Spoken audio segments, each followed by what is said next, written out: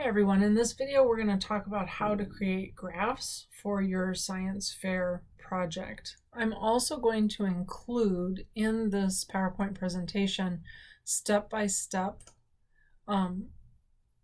directions along with screenshots, but I want to give you this video just to walk you through it.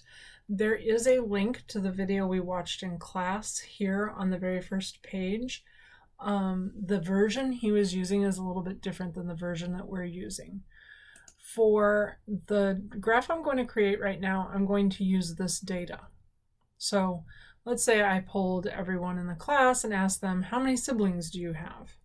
And that's the data we're going to use. Okay, so our first step is going to be to click Insert.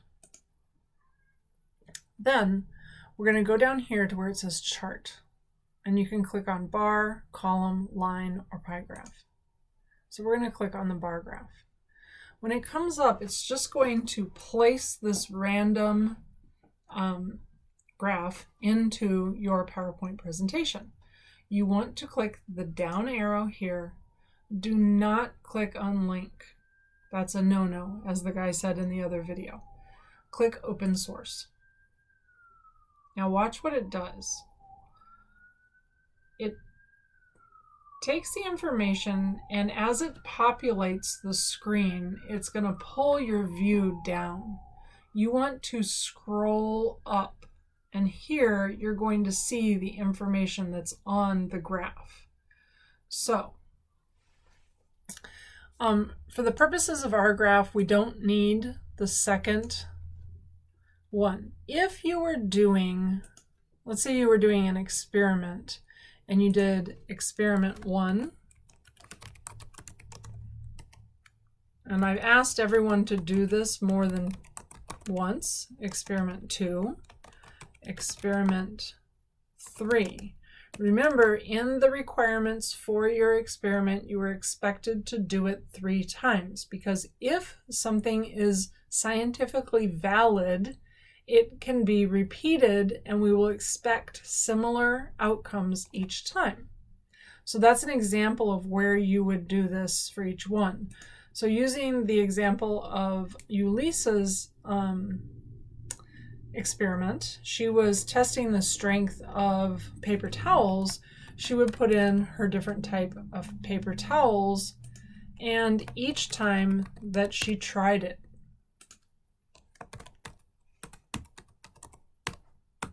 and then she would put in her numbers for each experiment that she tried. So let's say on the first one, the Scott towels held 15 markers, because that's what she's using as her weight, and the second time it held 20, and the third time it held 13.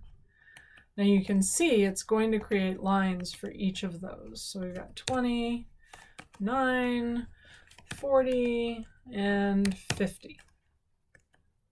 Okay? And then for the Kleenex, I think she had like 111, like a really good paper towel. Okay, so theoretically that should populate that with more than one line. Okay, it actually did not. So we need to figure out how to add that in. What we can do is when we click on this, it's going to give us the 3 dots, and we can edit the chart. Here we can customize. In the setup, we can actually change this to different types of charts. So if we wanted to make this into a pie graph, suddenly it changes to a pie graph. We want to keep it suggested, and we can change it to a bar graph with 3 columns. And that's where that third one is going to show up. We can also customize.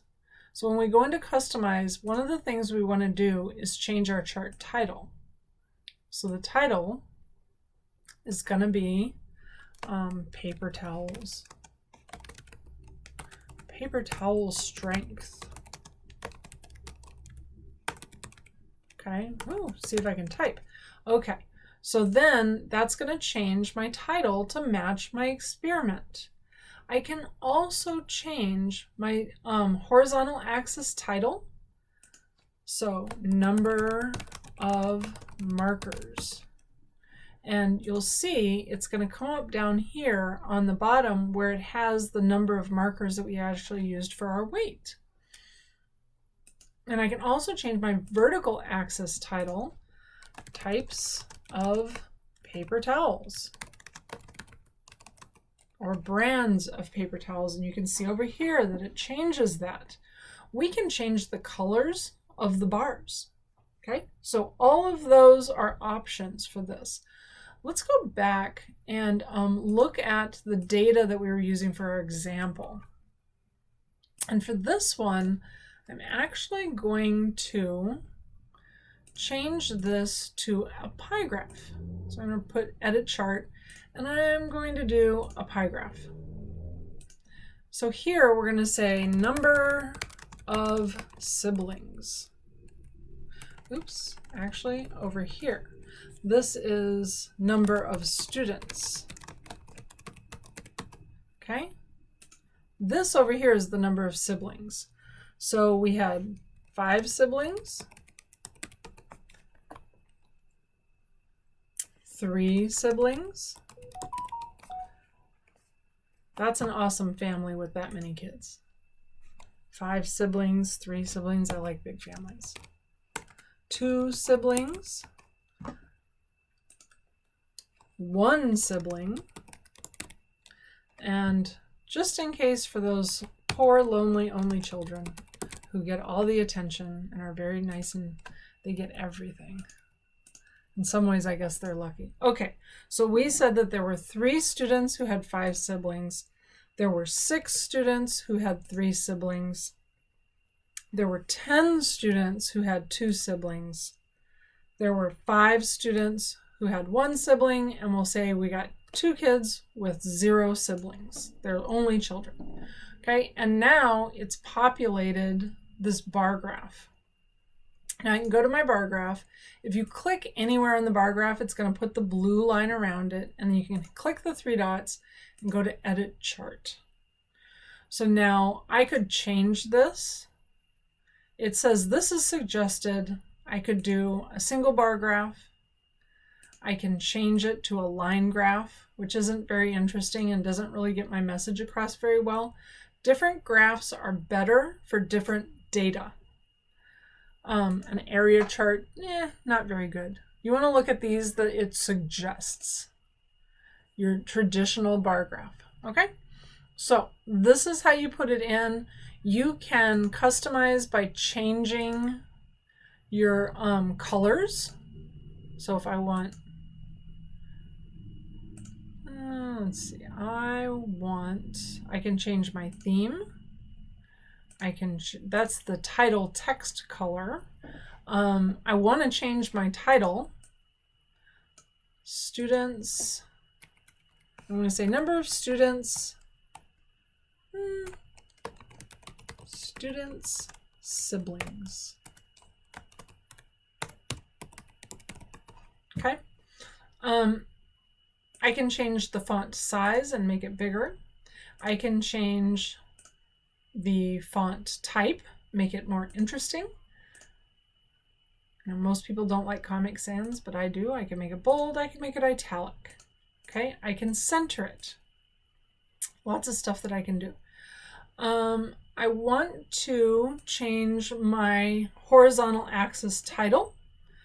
And right now it says number of students on my vertical axis tile. So I want to change my horizontal axis title, and we want to say number of siblings.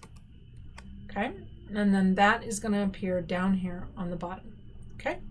So I can still go in and change background color. I can change my border color. I can change my default theme. There's a lot of things that I can do. We can make it 3D. Ooh, that's nice. Maximize makes it even bigger. Compare. Okay, so don't be afraid to play around with it. You can always use the back arrow if something happens that you don't like. Okay, when you go back to your original PowerPoint presentation, slide presentation, click update, and it's going to put in what you created. Okay. If you have any questions, let me know. We're going to go over this in class on Friday. This is a great way to present your data from your experiment. And as you can see, I can kind of move it around and make it work. It is good to have visuals for the judges to see, and it looks very professional. So again, let me know if you have questions.